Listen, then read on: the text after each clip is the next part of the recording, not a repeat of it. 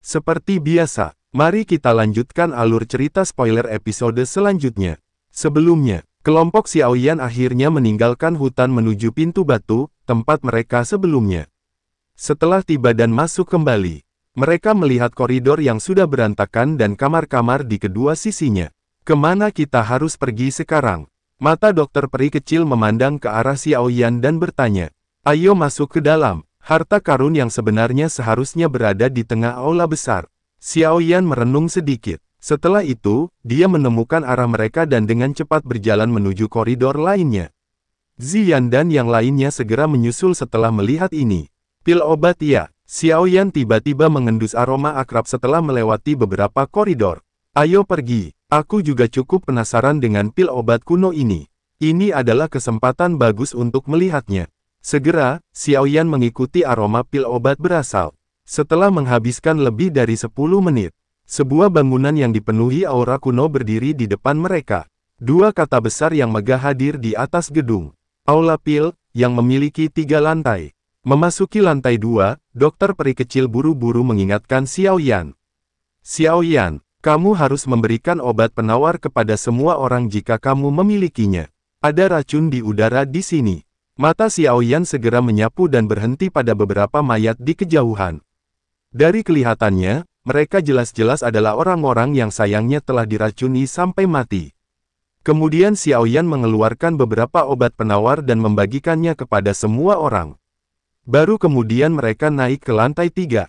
Aku ingin tahu apakah lantai ketiga ini memiliki pil obat tingkat 9 yang legendaris. Jika ya, itu akan sangat gila. Mata Tianhuo Zunze menyapu ruang pil di sekitarnya sambil tertawa. Sepertinya tidak mungkin, pil obat tingkat itu kemungkinan juga cukup langka bagi ahli doseng. Xiaoyan tersenyum. Dia secara acak menemukan ruang pil yang belum pernah dikunjungi siapapun dan perlahan masuk. Setelah mencari beberapa saat, Xiaoyan menemukan formula obat kuno tingkat 7 dan menyimpannya ke dalam cincin penyimpanannya. Pencarian mereka terus berlanjut ke tiap ruangan. Meski tidak mendapat banyak kejutan, mereka bisa dianggap telah memperoleh sesuatu. Xiaoyan sekali lagi membuka ruang pil yang berdiri di sudut. Tempat ini tidak diragukan lagi jauh lebih sempit. Apalagi dari penampilannya yang berantakan sepertinya sudah dikunjungi orang lain. Namun, tepat ketika Xiaoyan kehilangan minatnya dan akan berbalik dan pergi. Sosok tubuh berkulit putih tiba-tiba bergegas melewati ruang pil yang berantakan. Binatang kecil dengan bulu putih di atasnya, tampak seperti kucing yang sangat gemuk. Namun, hampir tidak ada riak energi di dalam tubuhnya. Itu seperti binatang kecil biasa. Xiaoyan sedikit mengernyitkan alisnya. Dia sekali lagi menatap binatang kecil ini dengan serius. Matanya mulai melotot seperti katak dalam sekejap. Bajingan, binatang kecil ini sebenarnya adalah pil obat. Ekspresi Xiaoyan dengan cepat berubah menjadi merah padam. Sebuah kata-kata kasar tanpa sadar keluar dari mulutnya. Semua orang terkejut saat mendengar kata-kata kasar Xiaoyan. Butuh waktu lama sebelum mereka pulih secara bertahap. Bagaimana bisa ada pil obat sebesar itu? Dokter peri kecil bergumam. Memang ada beberapa pil obat tingkat tinggi yang bisa berubah bentuk dan bahkan memiliki kecerdasan. Tempat ini adalah peninggalan kuno. Tidaklah aneh jika terjadi hal seperti ini. Tianhuo Zunze berkata dan langsung tersenyum pahit. Mungkinkah binatang kecil ini adalah pil obat tingkat 9 yang legendaris? Ziyan bertanya dengan rasa ingin tahu. Mata Xiaoyan sekali lagi menatap binatang kecil dan berkata, jika aku tidak salah, bentuk asli binatang kecil ini seharusnya pil obat yang telah mengalami petir pil 8 warna. Kemudian, tatapan Xiaoyan memberi isyarat pada Xiongzan untuk berjaga-jaga di depan pintu. Haruskah kita menangkap anak kecil ini? Ziyan berbicara dengan penuh semangat setelah melihat Xiongzan menjaga pintu masuk. Jangan bertindak ceroboh. Anak kecil bukanlah pihak yang baik untuk disinggung. Jika dia ketakutan, kita akan kesulitan menemukannya di dalam aula pil. Xiaoyan menggelengkan kepalanya. Kemudian, senyum muncul di wajahnya. Lagi pula, kita tidak perlu menggunakan kekerasan apapun untuk menangkapnya. Apakah kamu punya cara? Dokter peri kecil bertanya dengan ragu. Xiaoyan tersenyum sedikit. Dia mengambil botol giok dari cincin penyimpanannya yang berisi pil obat tingkat 4, kemudian melemparkannya ke arah anak kecil seputih salju di kejauhan. Binatang kecil melangkah maju untuk mengendus. Namun, dia tidak menelannya. Ekspresi malu muncul di wajah Xiaoyan saat melihat adegan ini. Dokter peri kecil dan Ziyan di sampingnya tanpa sadar tertawa. Sepertinya dia dibesarkan oleh pil obat tingkat tinggi. Xiaoyan tertawa getir dan sekali lagi mengeluarkan pil obat tingkat 6. Binatang kecil sekali lagi mengendus, kegembiraan melintas di matanya. Lidahnya yang berwarna merah muda dengan lembut menelannya seperti kacang. Kemudian, dia mengangkat kepalanya sekali lagi. Mata besarnya yang cerdas menatap Xiaoyan. Lidahnya berulang kali dijulurkan. Jelas, dia belum makan sampai kenyang. Kegembiraan muncul dalam hati Xiaoyan. Dia sekali lagi mengeluarkan beberapa pil obat tingkat 6. Binatang kecil tidak menolak satu pun dari mereka, dan menelan semuanya ke dalam perutnya. Setelah itu, kewaspadaan di mata binatang kecil melihat Xiaoyan juga berangsur-angsur berkurang. Pemberian makan ini berlanjut selama 10 menit. Xiaoyan telah melemparkan lebih dari 20 pil obat tingkat 6 dan 8 pil obat tingkat 7. Sampai akhirnya, binatang kecil seputih salju mengangkat kaki belakangnya dengan puas. Dua cakar berbulu menepuk perutnya yang bulat. Matanya dipenuhi kepuasan. Kemudian, dia sepertinya berniat berjalan ke arah Xiaoyan, namun karena banyak orang, itu membuatnya sedikit ragu. Melihat adegan ini, Xiaoyan sekali lagi menjentikkan jarinya, pil obat tertinggi, pil darah penumbuh tulang muncul. Mata binatang kecil melebar ketika pil obat ini muncul. Kaki depannya melengkung di udara dan menyerbu ke arah Xiaoyan dengan cemas. Namun, tepat ketika dia akan bertabrakan dengan pelukan Xiaoyan, kekuatan hisap tiba-tiba melonjak dan langsung menarik tubuhnya menjauh. Perubahan mendadak ini menyebabkan kelompok Xiaoyan terkejut. Matanya menyapu ke atas. Sosok bayangan yang agak kurus melintas dan meraih binatang pil itu dengan kuat di tangannya. Apakah kamu mencari kematian? Ekspresi Xiaoyan menjadi muram. Tubuhnya melintas dan langsung muncul di depan bayangan hitam. Api ungu kecoklatan menempel di telapak tangannya dengan keras menghantam sosok bayangan hitam. Boom! Sosok bayangan hitam tidak takut menghadapi serangan Xiaoyan. Dia berbalik dan membanting ke belakang, bertabrakan dengan tangan Xiaoyan. Kedua tangan saling menyilang. Tubuh Xiaoyan gemetar dan sosok bayangan hitam dengan cepat mundur beberapa langkah. Akhirnya, dia melompat ke atas balok dengan penuh semangat dan menatap semua orang. Aku telah mengejar binatang pil ini sejak lama.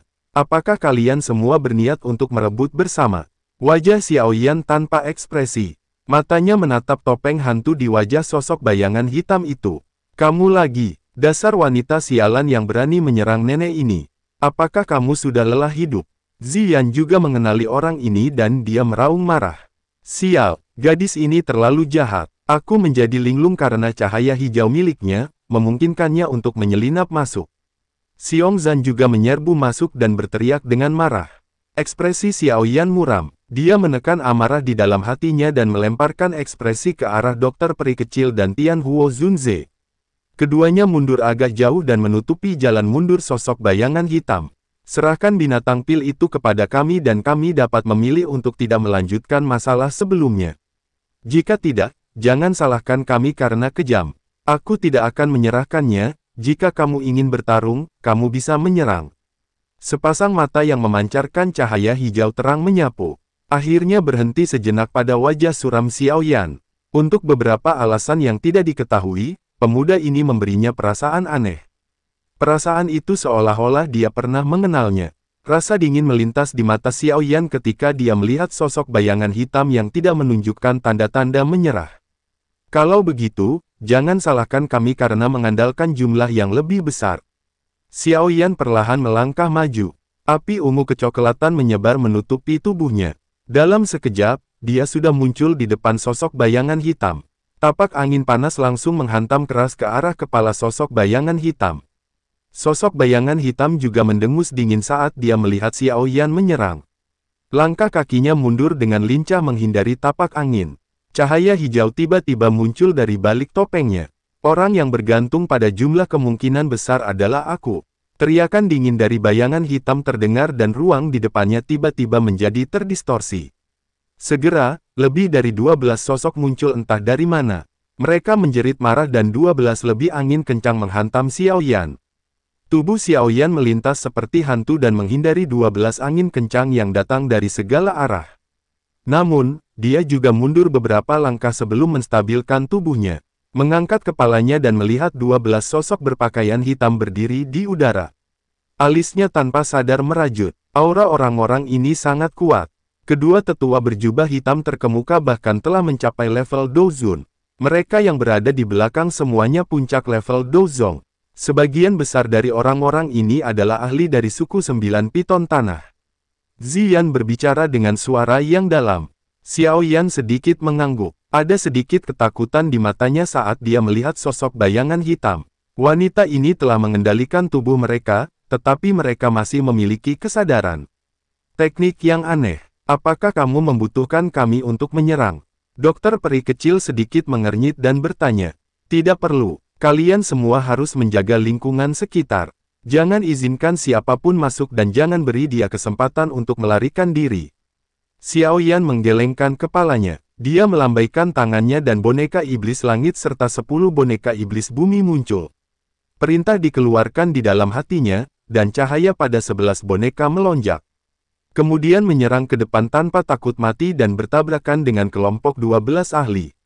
Aku ingin melihat metode lain apa yang kamu miliki. Setelah Xiaoyan memblokir para ahli ini, cahaya perak bersinar di bawah kakinya dan muncul di depan bayangan hitam. Angin panas tiba-tiba menerjang seperti badai. Sosok bayangan hitam dengan cepat mundur. Kedua tangannya disatukan dan membentuk segel aneh. Merebut jiwa, teriakan dingin keluar dari mulutnya. Cahaya hijau terang segera keluar dan menyinari tubuh Xiaoyan. Hati Xiaoyan terasa dingin ketika dia merasakan bahwa jiwa di antara alisnya tiba-tiba melompat ketika cahaya hijau melesat ke tubuhnya. Seolah-olah itu akan meninggalkan tubuhnya. Dia buru-buru menekan jiwanya dengan paksa. Sungguh keterampilan iblis yang misterius. Boom! Tinju Xiaoyan dengan keras menghantam ruang kosong setelah dia menekan jiwanya. Angin yang menakutkan menembus ruang, dan mendarat dengan keras pada sosok bayangan hitam. Namun, tubuh yang terakhir jelas memiliki cahaya hijau yang berkedip ketika dia akan diserang. Lebih dari separuh kekuatan telah diblokir. Namun, meskipun begitu, kekuatan yang tersisa masih memaksanya buru-buru mundur. Beberapa balok melintang akhirnya pecah karena bertabrakan dengan sosok bayangan hitam. Serahkan binatang pil. Ekspresi Xiaoyan sedingin es setelah memaksa sosok bayangan hitam mundur dengan sebuah pukulan. Dia dengan cepat mengejar. Tinju angin meletus dan menutupi semua titik fatal di sekitar tubuh sosok bayangan hitam. Dalam mimpimu, meskipun sosok bayangan hitam terus-menerus dikalahkan, dia juga cukup keras kepala. Cahaya hijau menyala, binatang pil di tangannya dengan aneh menghilang. Pada saat yang sama, tangannya buru-buru mengganti segel. Mata iblis mengendalikan tubuh. Segera, cahaya hijau sekali meletus. Sesaat kemudian, itu benar-benar membentuk mata hijau seukuran kepala. Saat mata iblis hijau muncul, Xiaoyan tiba-tiba merasakan tubuhnya menegang. Seolah-olah kendali atas tubuhnya telah hilang. Namun, Xiaoyan tidak perlu bergantung pada tubuhnya untuk menyerang. Kekuatan spiritual yang luas di antara alisnya menyebar. Tubuh ilusi 3000 petir muncul. Tinjunya dilempar ke depan dengan keras. Boom! Sebuah tinju menghantam, dan mata iblis segera bergetar hebat. Dan akhirnya perlahan menghilang. Kekuatan sisa juga mengalir deras ke topeng hantu sosok bayangan hitam. Itu membuatnya terbang mundur. Akhirnya menabrak dinding keras ruang pil. Tubuh Xiaoyan bergerak dan muncul di depan bayangan hitam, mengepalkan tinjunya, dan penguasa hitam besar muncul dan berhenti di leher sosok hitam. Apakah kamu akan menyerahkan binatang pil sekarang? Tidak. Sosok bayangan hitam mengusap bekas darah dari sudut mulutnya. Dia dengan keras kepala menatap dengan marah pada Xiaoyan di depannya. Kemarahan muncul dalam hati Xiaoyan, namun ketika dia akan berteriak lagi, dia tiba-tiba terkejut. Di bawah topeng hantu, ada wajah berbentuk melon yang indah. Tentu saja, hal yang menarik perhatian Xiaoyan bukanlah ini, melainkan sepasang mata indah berwarna hijau. Ada 3 titik kecil warna hijau mengelilingi mereka. 3 mata bunga ular hijau giok. Xiaoyan langsung menghirup udara sejuk saat dia melihat sepasang mata ini. Semacam perasaan akrab tiba-tiba muncul di hatinya. Kamu, Qinglin. Sosok bayangan hitam juga kaget saat mendengar seruan Xiaoyan. Kamu, bagaimana kamu tahu namaku? Kejutan di mata Xiao Yan menjadi semakin pekat ketika dia mendengar ini. Dia tidak pernah tahu bahwa lawannya, yang sangat dia takuti, sebenarnya adalah pelayan wanita kecil di masa lalu. Apa itu? Dokter peri kecil dan lainnya juga melintas. Mata mereka menyapu mereka berdua dengan cara yang aneh dan bertanya. Xiao Yan tanpa sadar tertawa sambil menatap tajam ke wajah melon indah yang dipenuhi keraguan. Dia memindahkan penguasa hitam besarnya dari tenggorokan Qinglin dan membantingnya dengan keras ke tanah. Gadis kecil, apakah kamu masih mengenali penguasa ini? Qinglin mengedipkan matanya. Tatapannya menatap penguasa hitam besar. Alisnya sedikit terangkat. Hal ini memberinya perasaan akrab. Bahkan pemuda yang tersenyum di depannya ini membuatnya merasakan keakraban. Kekaisaran Jiama, Gurun Tager. Perusahaan logam tentara bayaran. Xiao Yan tersenyum menatap Qinglin sambil berpikir keras untuk mengingatkan. Tubuh Qinglin tiba-tiba gemetar saat mendengar 3 kalimat ini. Matanya langsung melebar tidak percaya. Setelah itu, dia tergagap. Xiao, Tuan Muda Xiao Yan, kamu akhirnya ingat ya? Xiao Yan tersenyum dan tanpa sadar mengelus kepala Qinglin. Sudah bertahun-tahun kita tidak bertemu. Kamu benar-benar sudah dewasa. Mata Qinglin langsung memerah dan lembab saat kepalanya dielus oleh Xiao Yan. Hatinya dengan jelas memahami bagaimana Xiao Yan memperlakukannya saat itu. Setelah dibawa ke Istana Ular Langit, dia juga menyadari betapa Xiao Yan mengambil resiko besar untuk pergi ke klan Mo untuk menyelamatkannya. Dia sudah lama menangis karena hal ini saat itu. Dokter peri kecil dan lainnya di samping yang melihat situasi telah berubah total. Semuanya tidak dapat pulih. Situasi macam apa ini? Ziyan bergumam dan juga menggelengkan kepalanya. Mereka juga tidak yakin bagaimana adegan dramatis ini bisa terjadi. Kamu tidak terluka kan? Xiao Yan mengingat pelayan perempuan kecil yang pemalu saat itu ketika dia melihat ke arah Qinglin. Dia tanpa sadar berbicara dengan suara lembut. Ya, aku baik-baik saja, Xiao Yan. Qinglin berbicara dengan agak tergesa-gesa. Meskipun dia saat ini memiliki kekuatan yang kuat, dia masih merasakan semacam pengekangan di bawah senyuman Xiao Yan. Itu seperti seorang anak kecil yang bertemu dengan orang tuanya. Jika kamu tidak keberatan, kamu bisa memanggilku kakak Xiao Yan. Xiao Yan berpikir bahwa Qinglin tidak dapat mengucapkan kata-kata tuan muda dengan lancar. Dia langsung tertawa. Tidak, aku akan tetap memanggilmu tuan muda Xiao Yan. Aku suka memanggilmu seperti ini. Qinglin buru-buru menggelengkan kepalanya saat mendengar ini. Tangannya disilangkan dengan cemas.